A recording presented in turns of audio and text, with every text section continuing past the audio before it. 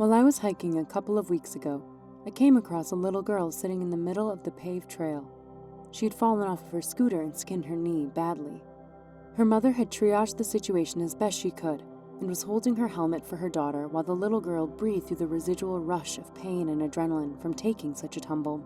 Though the little one's face was still puffy, red, and streaked with dried, salty tear tracks, her next course of action stopped me mid-workout.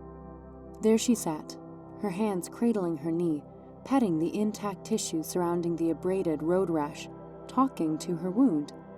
She apologized for going so fast when her mother had warned against it. She said that she had understood why it had to hurt, but that it didn't need to leave a scar because she had learned her lesson. She then thanked it for stopping her fall. She thanked her wounded knee for stopping her fall. This little Buddha, in a post-apocalyptic heap in the middle of a dirty desert trail, had just exemplified the healthy, loving, reciprocal, communicative relationship with her body that has taken me a lifetime to learn myself. For so long, when incidents in life had knocked me off my metaphorical scooter and caused me physical pain, I had let it make me expend so much time and energy in the peripheral weeds of guilt, punishment, embarrassment, doubt, or denial that it had only prolonged my healing.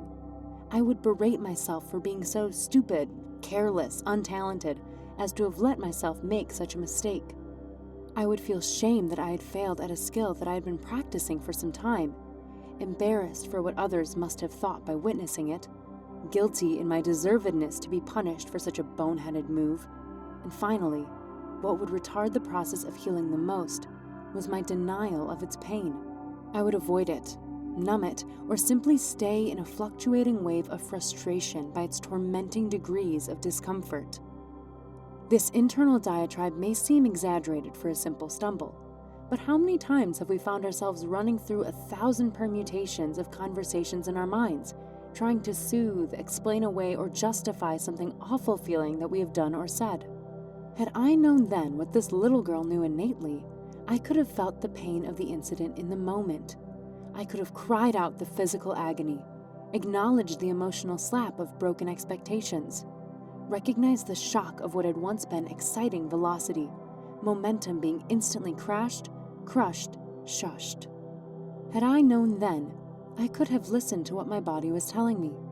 I could have held loving space for its message, for its temporary struggle, for its brilliant resilience. I could have stroked it, soothed it, recognized it fully for the magnificent, communicative, healing organism that it was. I could have embraced its presence, knowing that epic falls and epic fails happen, and in doing so, I could have invited it to heal quicker. I could have understood, as this little girl did, that the first step in changing any circumstance in our lives is to know that it is okay to be where you are, even if it's in a heap in the middle of an Arizona desert trail. In fact, we must know where we are and acknowledge it, feel it, hold space for it. We must be able to see it, smell it, touch it, taste it, hear it, so that we may mark it as a plot point, a GPS current location along the map of our life's journey. We cannot possibly open up new, efficient, magical routes to get to the next destination of where we want to go until we acknowledge where we are. And in that acknowledgement, we give ourselves permission to love where we are, in the full knowing that loving where we are doesn't force us to stay there, but rather allows us to move faster from where we are to something even better. Let us love the perfection of our imperfections. Let us follow what's fun to us and be as present as possible along each of life's plot points, for it is the only way to garner, glean, and gain the rich wisdom of experience moving forward while leaving the pain behind. Happy trails.